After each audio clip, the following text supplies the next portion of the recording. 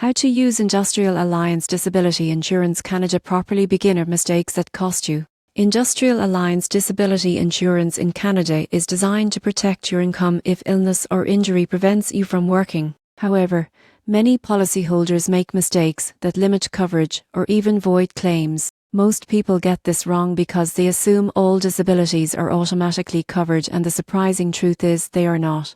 A common mistake is misunderstanding the definition of disability. Some policies cover only your own occupation, while others require you to be unable to work in any occupation. Choosing the wrong type can leave you with reduced or no benefits. Skipping the elimination period is another frequent error. This is the waiting time before benefits begin. Longer periods reduce premiums but leave you financially exposed. Shorter periods increase costs but provide faster protection. Selecting the right period based on savings and expenses is crucial. Underestimating benefit amounts is another trap.